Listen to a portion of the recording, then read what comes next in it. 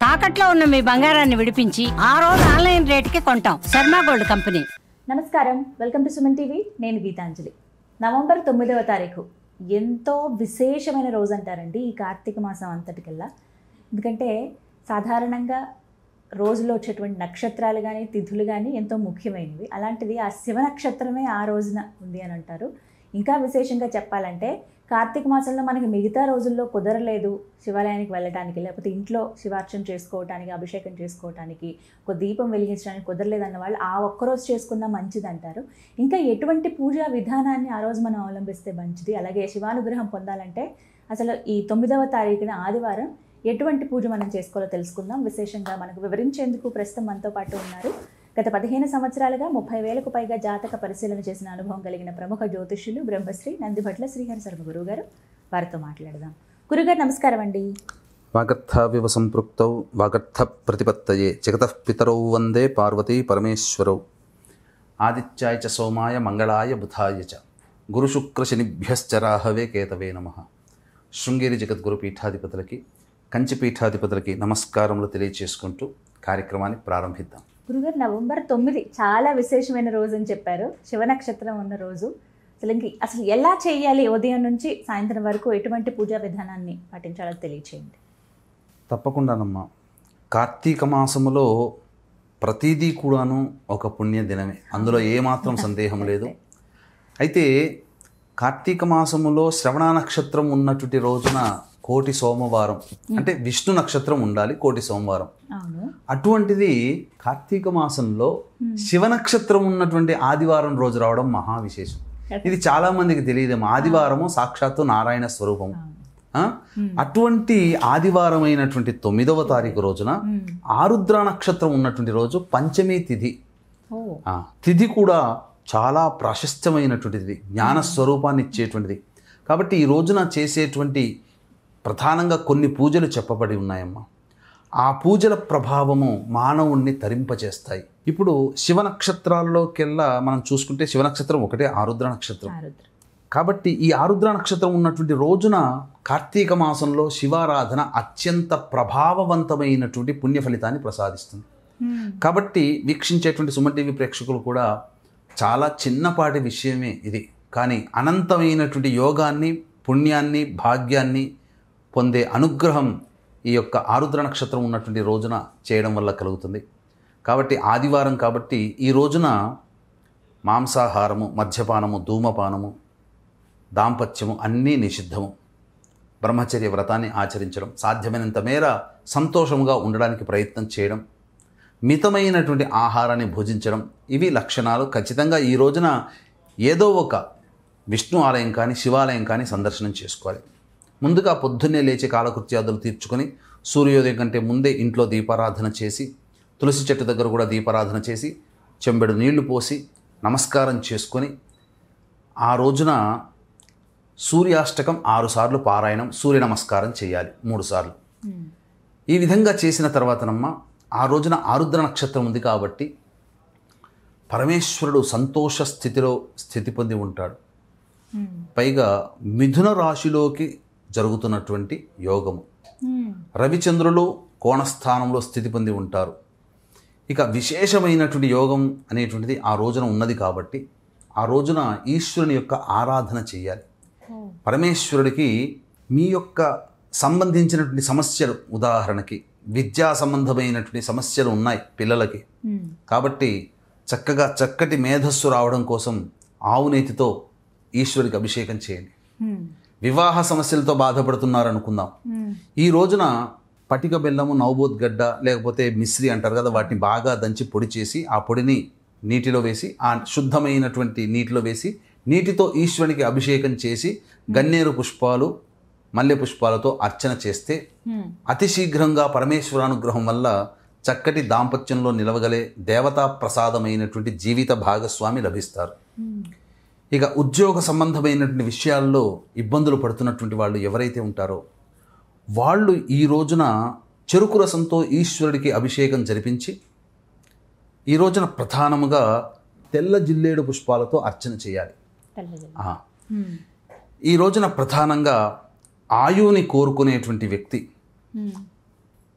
అమృతము అని అంటారు. అంటే ఆవు పాలు, ఆవు నెయ్యి, తేనె, కేవలం ఈ మూడిటితో అభిషేకం జరిపించి ఎర్ర జిల్లేడు పుష్పాలతో ఆయుష్ని కోరుకునేటువంటి వ్యక్తి ఈ విధంగా ఈశ్వరుడికి అభిషేకం చేయాలి.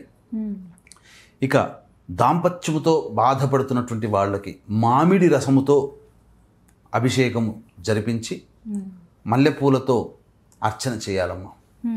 ఈ విధంగా సంబంధించినటువంటి సంతాన సమస్యలతో బాధపడుతున్నటువంటి వాళ్ళు జామ పండు రసముతో ఈశ్వరుడికి అభిషేకము జరిపించి చక్కగా ఈ సంబంధించినటువంటి దానిమ్మ పండు రసంతోనైనా కానీ అభిషేకం చేసి బీజాఫలాన్ని నైవేద్యంగా పెట్టాలి. ఆ నైవేద్యాన్ని దంపతులు భుజిస్తే తప్పకుండా సంతానం కలుగుతుంది. ఇక అన్ని విధాలుగా మానవుడికి సంబంధించిన సకల కోరికలు నెరవేరడానికి పంచామృతాలతో చేయవచ్చు. ఈ విధంగా అభిషేకం చేయవచ్చు. ప్రత్యేకమైనటువంటి అభిషేకము, ప్రదోషకాల సమయానికి అర్చనా విధానము, ఇవన్నీ కూడా మనకు శాస్త్రంలో చెప్పబడి ఉన్నాయమ్మా. వీక్షించేటువంటి ప్రేక్షకులకి కూడా ప్రతి మానవుడు కూడా ఏదో ఒక సమస్యతో బాధపడుతుంటాడు. సమస్య లేని మానవుడు అంటూ ఉండడు. అలాగే జీవితంలో వెనకడిగే తప్ప ముందడుగు లేనటువంటి విధం కొంతమంది, ఆశపడడమే తప్ప కోరికలు నెరవేరే అవకాశం లేని వాళ్ళు కొంతమంది, అనుకున్నవన్నీ జరగాలని కోరుకున్నా జరగకుండా చిక్కులతో జీవితాన్ని గడిపేటువంటి వాళ్ళు ఇంకొంతమంది, ఇల్లు కట్టుకోవాలన్నా, మంచి ఉద్యోగం లభించాలన్నా, పెళ్లి కావాలన్నా, సంతానం కలగాలన్నా అన్ని ఆశలు అడియాసలే తప్ప ఏది ముందుకు సాగనటువంటిది. అసలు ప్రతిదీ సమస్యతో బాధపడుతూ ఇబ్బందిగా జీవిస్తున్నామా అనేటువంటి వాళ్ళు ఇవన్నీ ఉంటారు. వీటందరిలో 100కి 95 మంది ఉంటారు. అటువంటి వాళ్ళకి ప్రేత శాపము ఖచ్చితంగా ఉంటుంది. కాబట్టి తండ్రి వైపు, భర్త వైపు 6 తరాలు, తల్లి వైపు, భార్య వైపు 3 తరాల్లో దుర్మరణాలు కనుక ఉంటే ఈ యొక్క ప్రభావాలు ఎక్కువగా ఉంటాయి. ఆడపిల్లలు సంతానంగా ఉన్న, ఇంటర్ క్యాస్ట్, ఇంటర్ రిలీజియన్ మ్యారేజ్లు జరిగినా జరగబోతున్నా ఈ యొక్క ప్రేతశాప ప్రభావంలో. కాబట్టి ఇట్టి ప్రేతశాప నివారణకి మరియు మానవుని జాతకంలో 5 శాపాలు ఉండడం వల్ల అనేక సమస్యలు, పితృశాపము, స్త్రీ శాపము, గురుశాపము, దైవశాపము, సర్పశాపము, ఈ పంచశాపాల నివృత్తికి, ప్రేతశాప నివృత్తికి గోకర్ణ క్షేత్రంలో మన పీఠం ఆధ్వర్యంలో నవంబర్ 17వ తారీఖు రోజున కార్తీక మాసంలో అత్యంత గొప్పదైనటువంటి త్రయోదశి తిథి సోమవారం చిత్తా నక్షత్రం కలిసి ఉన్నటువంటి రోజున గోకర్ణ క్షేత్రంలో చేయిస్తున్నాం. కొంతమంది కొన్ని నక్షత్రాల్లో పుడితే ఈ శాపాలు ఉంటాయని చెప్పి భయపెడుతున్నారు, నమ్మకండి. అలాగే ఇంకా శాస్త్రంలో అటువంటి నక్షత్రాల్లో పుడితే దోషం లేదు, దోషం ఉందని చెప్తున్నారు, మోసం చేస్తున్నారు, నమ్మకండి. ఇక కొంతమంది ఎవరి సహాయం లేకుండా డైరెక్ట్గా వెళ్తున్నారు. అలా వెళ్ళడం వల్ల మీ అమాయకత్వాన్ని చూసి తూతూ మంత్రంగా పురాణోక్తంగా చేస్తున్నారు. కాబట్టి మన పీఠమాధ్వర్యంలో మనం దగ్గరుండి సశాస్త్రీయంగా ఈ యొక్క పంచశాప, ప్రేతశాప నివృత్తి హోమాలు చేయించడం జరుగుతుంది. రాలేని వాళ్ళ కోసం బ్రాహ్మణుని కర్తగా పెట్టి చేయించడం జరుగుతుంది. అవకాశం ఉన్నవాళ్ళు స్క్రీన్పై కనిపిస్తున్న నెంబర్కి కాంటాక్ట్ చేసి పూర్తి వివరాలు తెలుసుకోవచ్చు. నవంబర్ 20న కార్తీక అమావాస్య శ్రీశైల క్షేత్రంలో, డిసెంబర్ 4 దత్తక్షేత్రంలో సర్వదోష నివారణ పూజల హోమాలు కూడా చేయించడం జరుగుతున్నాయి. ఇక ప్రదోషకాల సమయానికి ఈ ఆరుద్ర నక్షత్రం ఉన్నటువంటి రోజున ప్రధానంగా చేయాల్సినటువంటిది ఏంటంటేనమ్మా, ఇది ఆరుద్ర నక్షత్రం రోజున కొన్ని క్షేత్రాల్లో మాత్రమే చేస్తారు అన్నాభిషేకం. కుక్కర్లో ఉడకబెట్టి కాదమ్మా, మనం ప్రత్యేకంగా ఈ సంబంధించినటువంటి గిన్నెలో ఉడకపెట్టు అన్నాన్ని చేసుకొని గంజివార్చి ఆ యొక్క అన్నాన్ని ఒక తెల్లటి కొత్త బట్ట మీద వేసి, అన్నము వేడివేడిగా కాకుండా చాలా గోరువెచ్చగా ఉన్నటువంటి విధంగా అన్నాన్ని తీసుకుని వెళ్ళి ఆ ఈశ్వరుడికి శివనామ స్మరణ చేస్తూ లేదా పంచసూక్తాలతో, నమక చమక పారాయణాలతో అభిషేకము జరిపించి ఆ యొక్క లింగాన్ని అంతా కూడాను అద్దాలమ్మ. తర్వాత ఈ విధంగా చేసినటువంటి అన్నాన్ని భక్తులకు అందరికీ దైవ ప్రసాదంగా పంచవచ్చు. ఇంట్లో కుటుంబ సభ్యులు ఇంట్లో చేసుకుంటే కుటుంబ సభ్యులు ఆహారంగా దైవ ప్రసాదంగా తీసుకొనవచ్చు. తర్వాత అర్చన కూడా చేయాలమ్మా.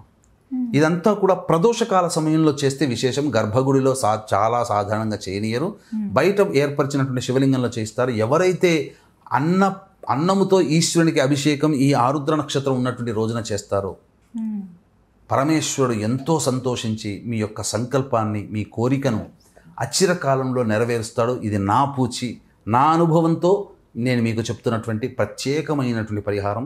ఈ నవంబర్ 9వ తారీఖు రోజున కార్తీక మాసంలో వచ్చే ఇటువంటి గొప్పదైనటువంటి, మనం కోటి సోమవారంగా విష్ణు నక్షత్రం శ్రవణ నక్షత్రం ఉన్నప్పుడు జరుపుకున్నాం 30వ తారీఖు.